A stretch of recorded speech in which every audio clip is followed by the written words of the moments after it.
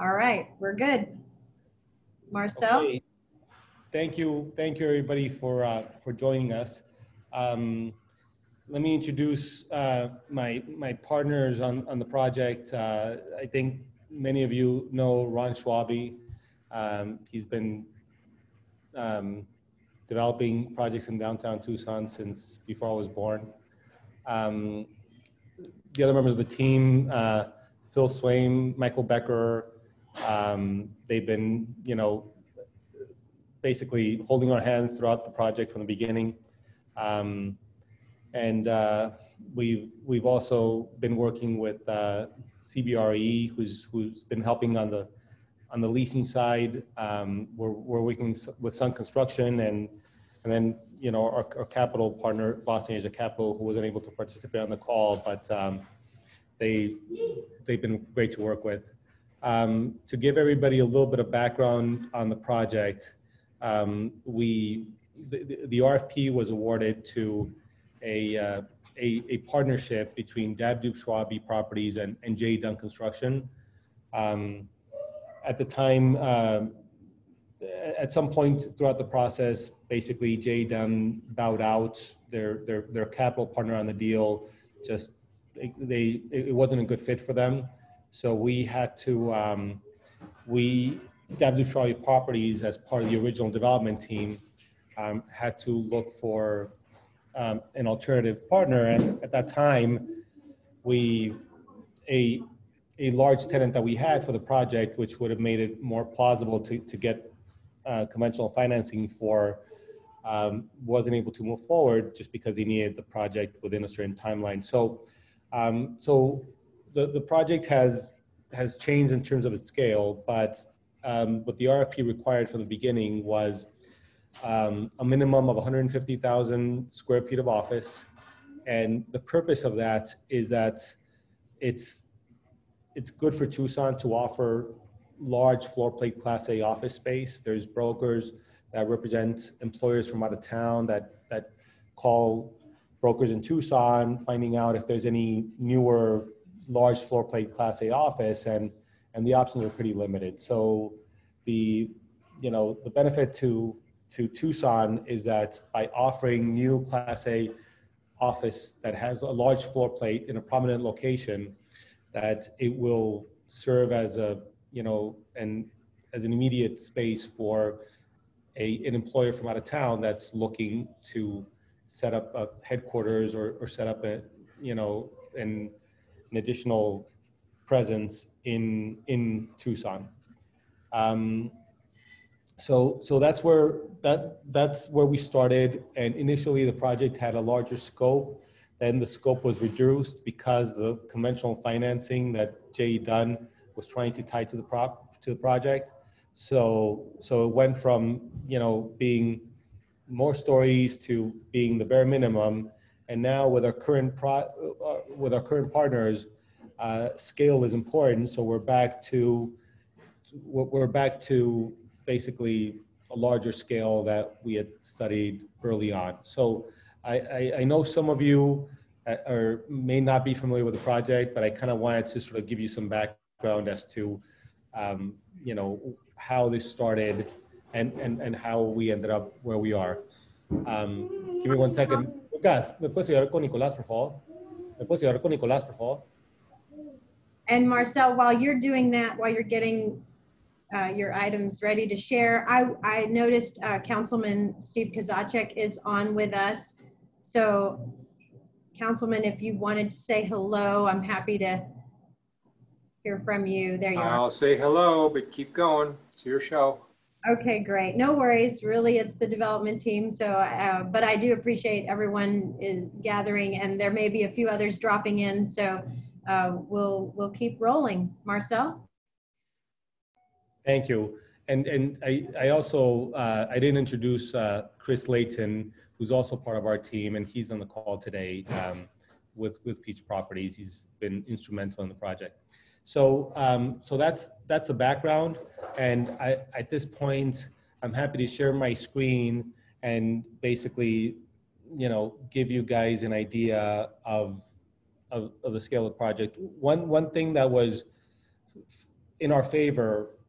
Again, when we're trying to create office space, large floor plate office space is better for corporate users, just because it's easier to have more people on at one level, as opposed to having small floor plates and having to take up 5 different floors because of the smaller spaces.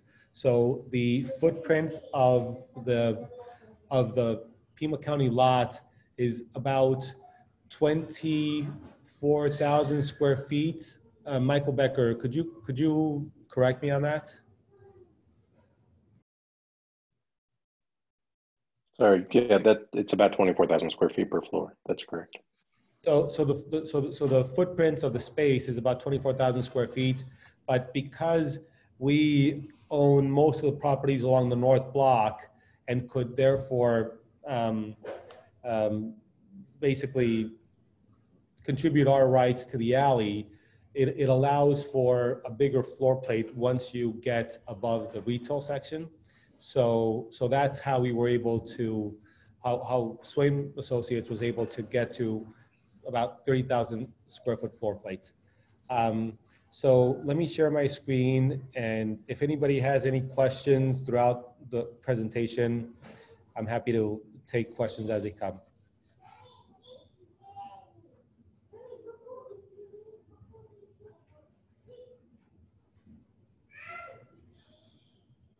One second.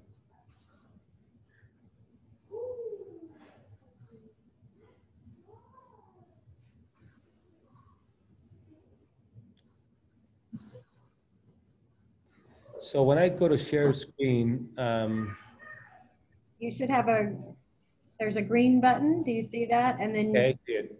and then when Share, okay. then you'll pick the item on your, yeah, okay. Can you see it now? Yes. Okay. So, so that's, basically a rendering of the project. If you are standing on the southeast corner of Broadway and 6th Avenue, we're showing 2 floors of what we're calling commercial space, because we wanted to give the lowest part of the project more of a human scale. Otherwise, because of the height of the building, if you just made one commercial floor at the very bottom, it would feel like you have this mass above it that's kind of overbearing. Some of the features of the project, having glass walls with unobstructed mountain views, solar screening, on-site parking, and then we have this, what we're calling a pedestrian alley, that will be wider and have a straighter alignment than the current alley that you currently will find behind the historic buildings on Congress. This is the ground floor retail space along with the service corridor. At the time, we had an LOI with CVS for the larger retail space, which was about 10,000 square feet. And we're still trying to pursue a pharmacy lead for that space. It's just, a lot of times with retail pharmacy in particular, we've actually had an LOI with CVS twice, and it's just been a little bit of a challenge getting them to the finish line. But anyway, we have about I think it's a total of about 15,000 square feet of retail space on the first floor. Then we have approximately, I believe it's 18,000 square feet of flex commercial on the second floor. Ideally, commercial space that doesn't require a ground floor presence, such as a gym. There's other types of soft retail options that we'll be pursuing for those. It could be a co-working concept. So our spectrum of possible commercial users for the second floor is wider, just because you have to be somewhere between somebody that wants a prominent location, but doesn't necessarily need a first floor, first floor presence. Then we have the parking garage as a total of 514 spaces. You have the third floor, which basically the ramp gets you all the way up to the third level, which is the first level of the garage.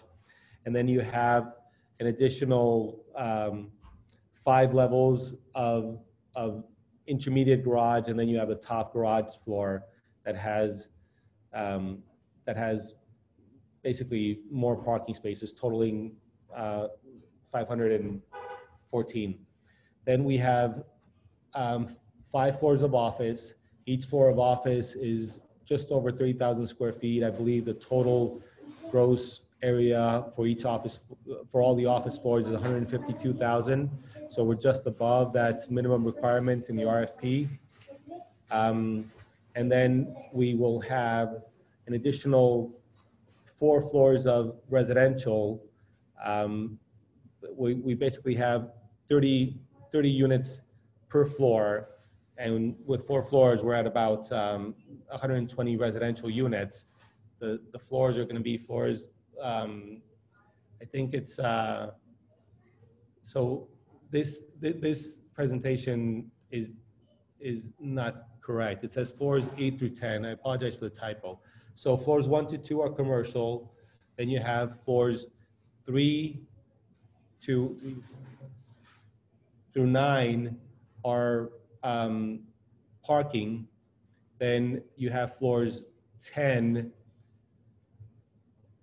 through 14 being the office, and then you have floors 15 through 18 being the residential. So I apologize for the typo there, but so really nice views on all 4 sides.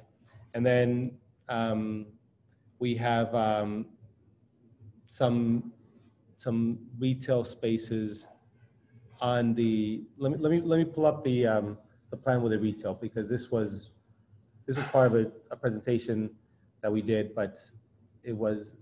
Let me show you some renderings.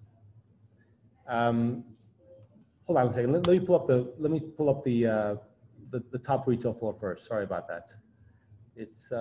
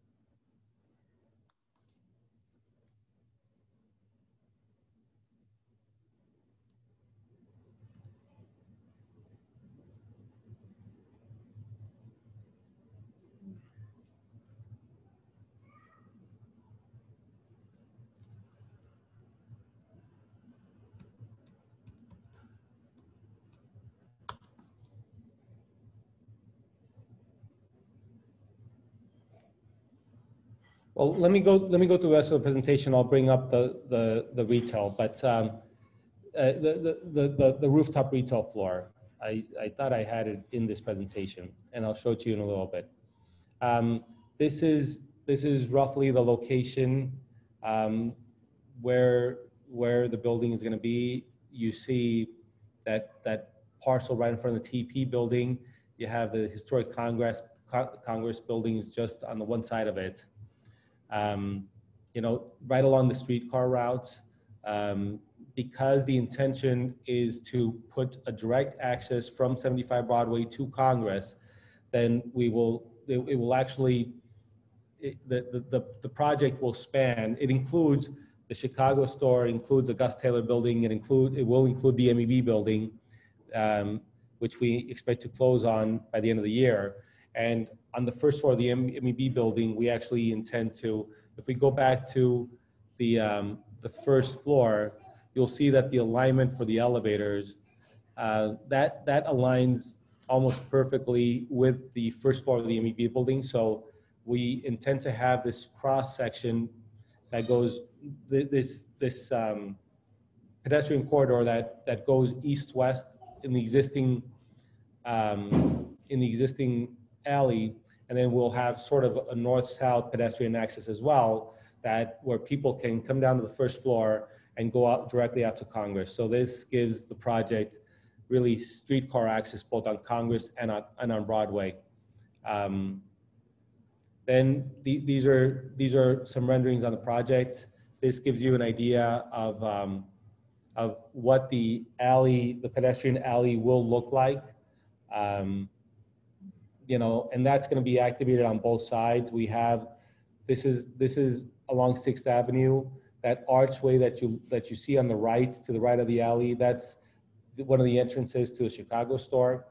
And then you have this big, tall alley in between that provides nice shade, and it's going to be only pedestrians except for service vehicles. And you know, the retail is going to open up from both sides onto the alley. The other picture you see on the lower right, that's sort of on the 19th floor. One of the amenities that we're going to have is basically a community room and a patio for the residents.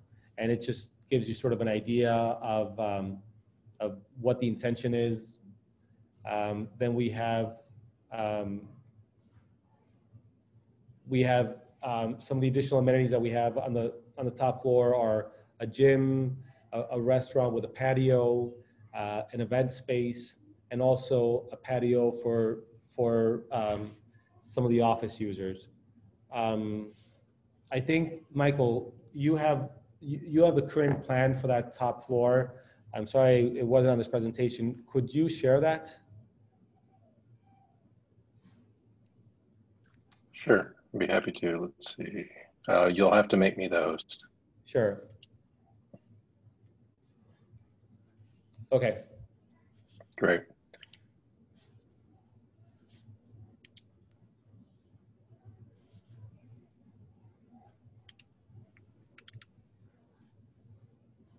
Thank you. Yeah. That was a so. Yeah, let's. I actually want to show the first floor first. Please. I think this is not a drawing that you had, but this shows the full block.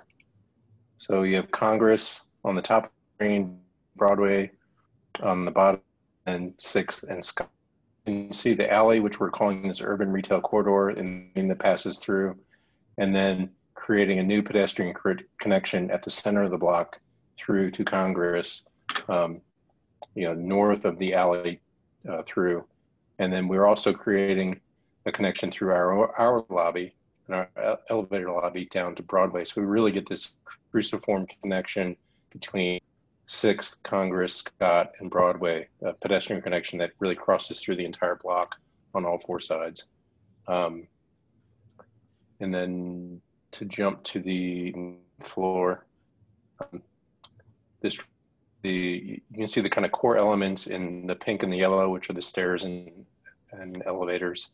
On the north side of the project, we've got a restaurant space called out with a restaurant terrace, and then kind of mid on the right side of the screen in the brown, that's a conference center and a fitness area, then with an event terrace that is on the far east side of the building.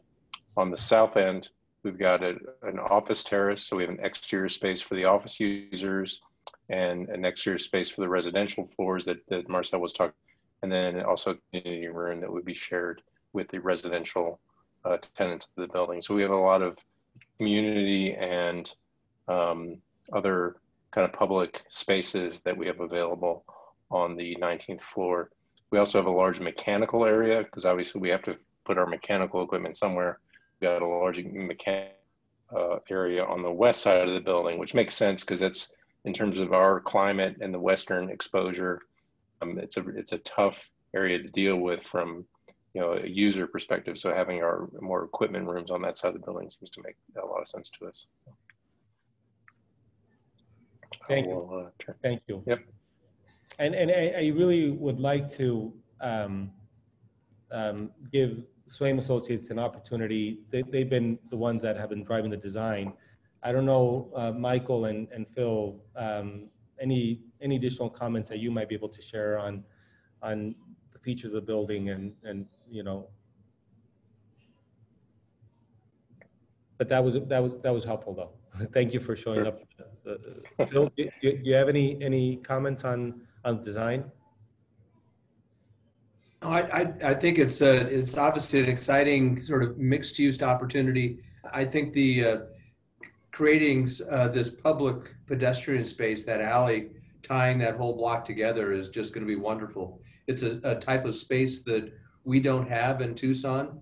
I think we're really needing to have these public spaces that can pull us together and allow for events in our urban environment. So we're excited to be able to bring that together. The north-south corridor that Michael was describing will not affect Batch. You'll notice that we did a carve out to keep him in their existing space. So again, the retail activation on Congress continues to be very important, and that's why we made it a little bit more of a narrow space as you come out to Congress, but you still have mostly commercial uses along Congress. I also want to give an opportunity to Ron and Chris. Not sure if you guys have any additional comments regarding the project.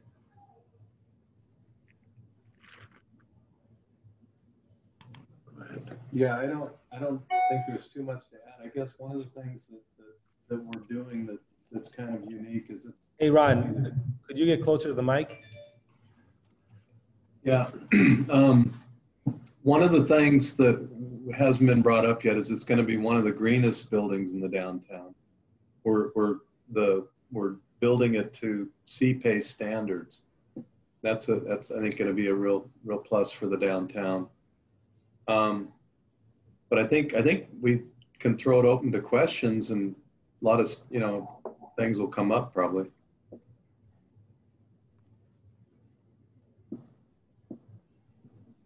All right. Marcel, you ready for that? We can certainly, I know there's a number in attendance tonight. Feel free to, I think it's a small enough group that I think we can just, if you have some questions or comments, please turn your mic on and we'll try to manage that way. You're also welcome to add any comments or thoughts or questions in the chat room as well. That's another way to do that. I do have a question. Please, Maurice. It's going to be opposite the TEP buildings. How many floors is it going to be compared with the TEP building? Is it going to be the same amount of floor, higher, lower? It's gonna be higher. Michael, I know the floors at TP are pretty high floors. How much taller are we gonna be than TP building? So to use a accurate comparison, if you look at the Pima Elite Services building, that's more the scale. So the three tall buildings in downtown will be closer to that height than we are to the TEP building. So I think the TEP building, and Phil, correct me if I'm wrong, is 8 to 10 stories, and we're talking about 19 stories for this building. I saw Larry on there holding up his fingers. How many was that, Larry? 9? 9 stories. Yep. Yeah. So we'll be roughly twice the height of the TEP building, and like I said, we'll be closer to the height of the Pima County Legal Services building.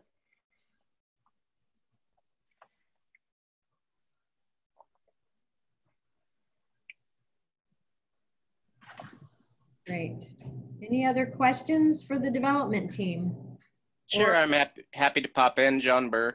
I reviewed this when I was part of the IID design review whatever it is called.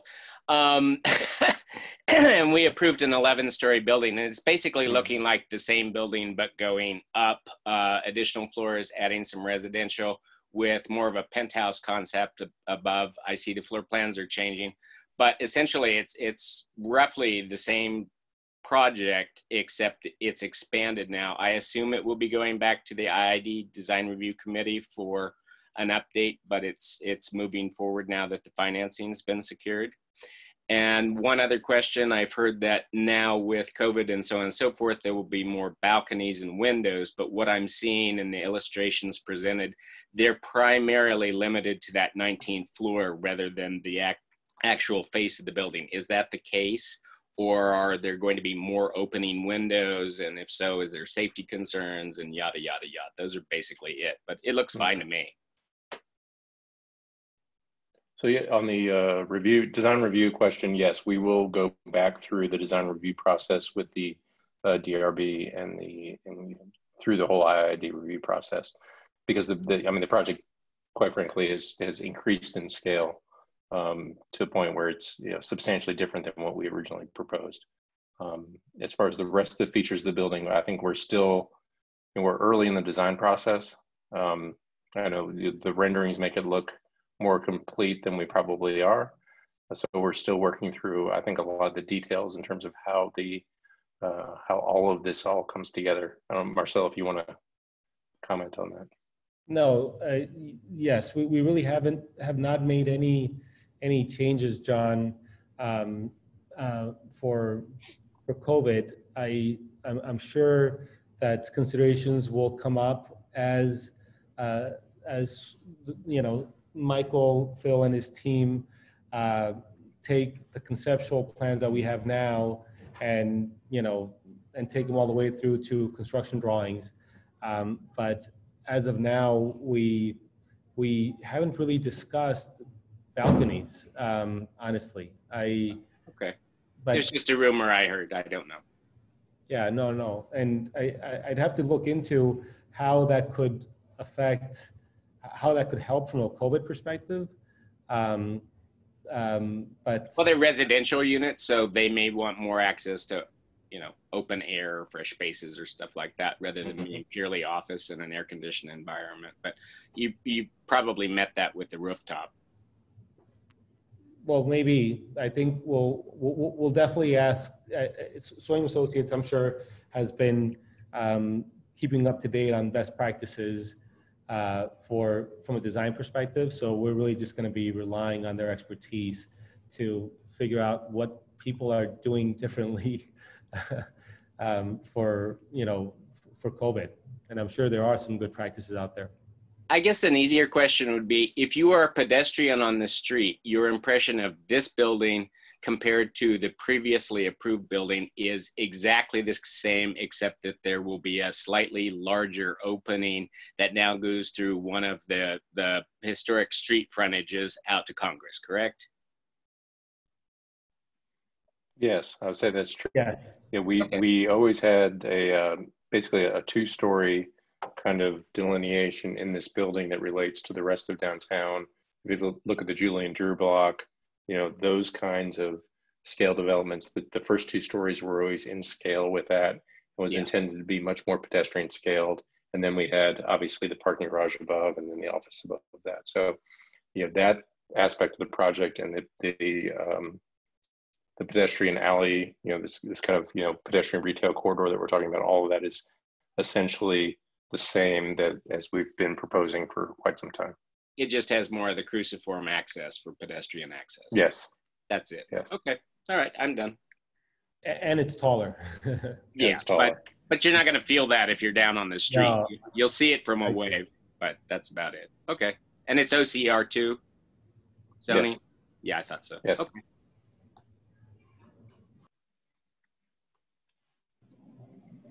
And I saw David's comment in the chat, so maybe Marcel, feel free to take a look at that. He appreciates the pedestrian walks through the middle of the property, east, west, and north, south. It reminds him of the mall next to the Milan Cathedral and other such projects he's seen in several other countries where alleys are turned into friendly, inviting spaces. So Thanks, David, for the comments there.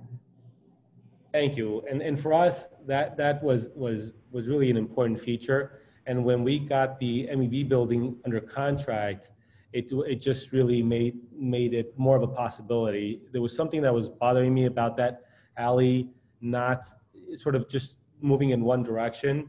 And the fact that from the beginning, the elevators were aligned, that elevator corridor was aligned with a north-south orientation. Once we got the MEB building under contract, it just really made it more of a possibility just to do more of a cruciform and allow people to kind of go through the alley, through the building, through the historic Congress buildings, and just make it, make it more interesting in terms of exploring. People don't have to come down to the elevator, and if they want to go to a restaurant on Congress, they don't have to walk around the entire building anymore. And it becomes a nicer experience if you can go, through things in a way that's designed properly.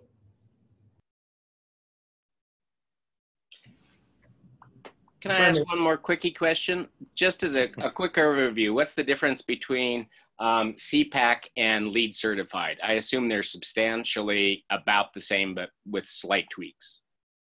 So CPACE is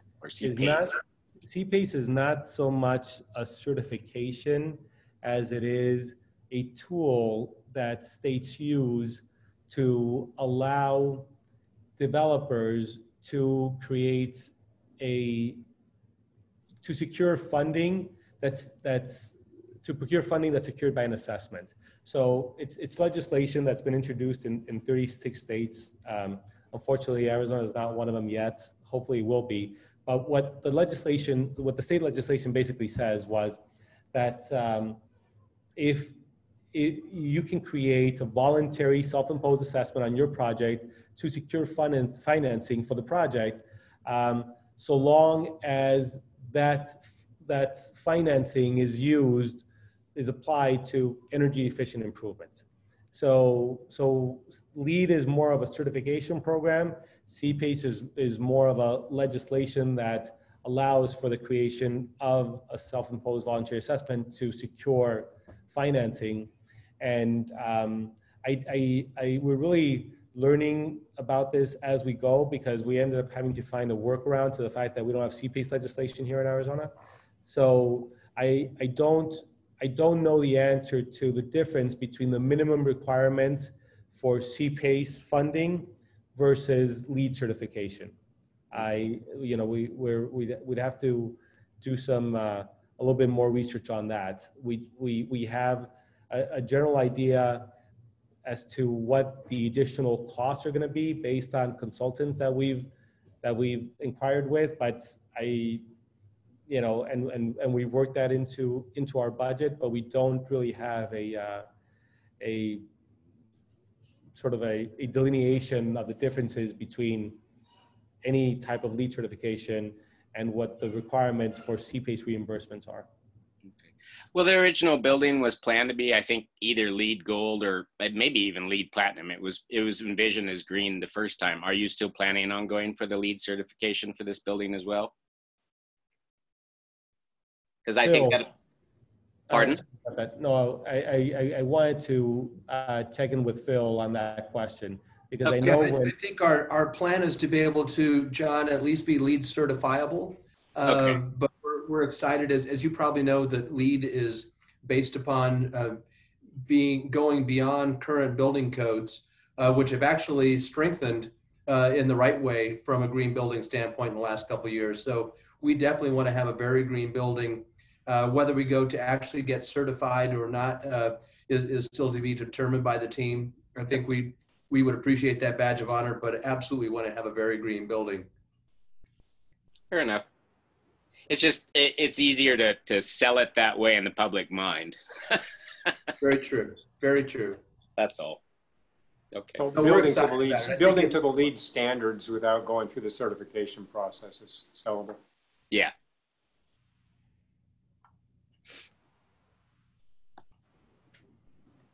All right. Any other questions? Larry, looks like you have one. Yeah, I do. Thank you. Thanks for setting this up. It's very interesting concept. I know it's been around for a while, but I have two comment and a question. But the first comment is the proposed pedestrian kind of pass-throughs are extremely exciting in terms of changing the dynamic to a more pedestrian-friendly environment and allowing for that connectivity, especially when you think about long-term, the long-term potential of what Congress might become in terms of less traffic, maybe no traffic at all on Congress in particular. So I think you're setting the blocks for that eventuality. Couple that with the work that's been done already over at the Convention Center, the Marist College, and the St. Augustine Cathedral's improvements, and the pedestrian path that has been completed will be another very nice feature that ties all that, that can tie into that. So that's a really great feature that you guys have included in this project. So you caught me off guard there. I'm just really wowed by that. My question though is on a technical side is what's your timeline look like in terms of where you are in the process and where you expect to be in terms of your milestones? So I can speak to the start, and then I will defer to Phil and Michael to speak to where we go beyond that. But we expect to finalize the capitalization for this project by the end of this month. And at that point, we will basically start, Phil and his team will start the work on construction drawings. And Phil, could you take it from there? Sure. So we've established some milestone deadlines with Pima County, who actually owns the property. And we hope to be able to beat them, but the basic milestones are that within 3 months of starting, we submit our development plan and get the IID process started and commit to our schematic design to really the scope of the project.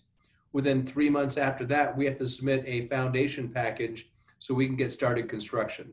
So we hope to actually be relocating utilities within about 6 months of starting the design process. Right now, Sunt, who is our contractor, has said it's about 24 to 26 months to be able to complete the core and shell building. And hopefully we can actually have some of the apartments and some of the interior tenants done during that same time. So it's about a 2.5-year process from start to opening the building.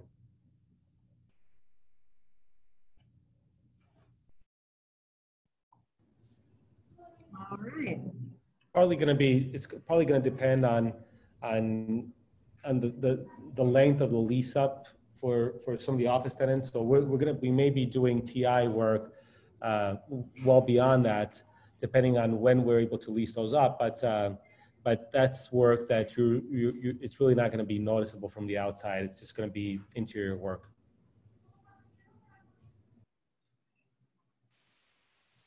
Okay, any other comments, questions?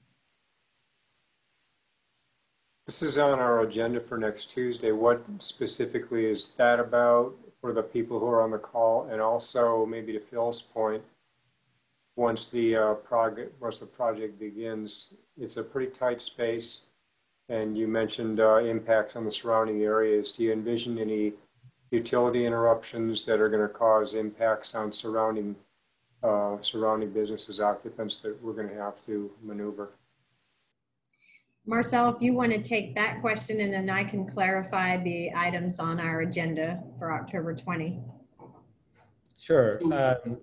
Well, so far we have not identified any utilities that would create any interruptions.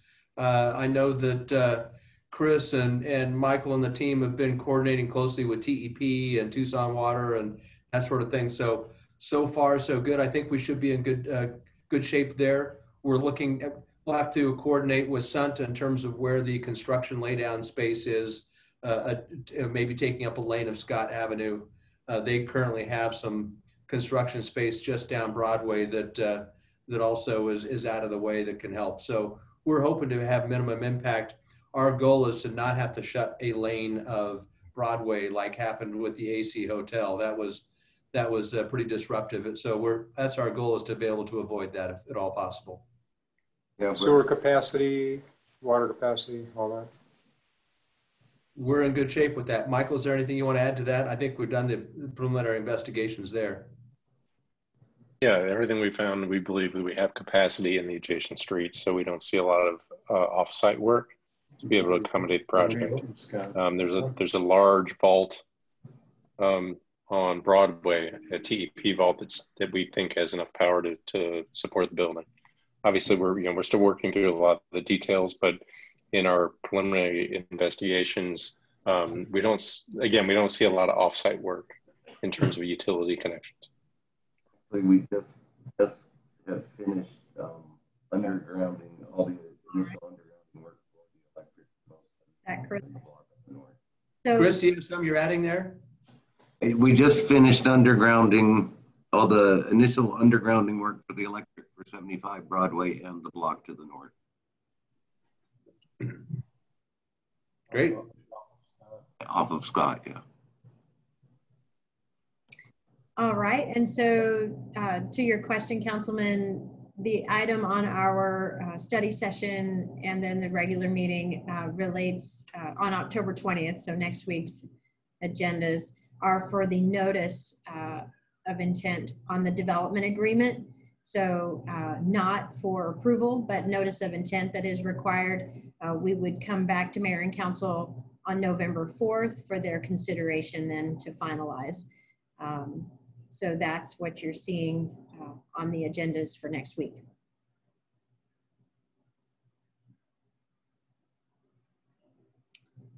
All right. Any other last final thoughts, questions for the team? And as always, you're welcome to reach out. You know how to find me.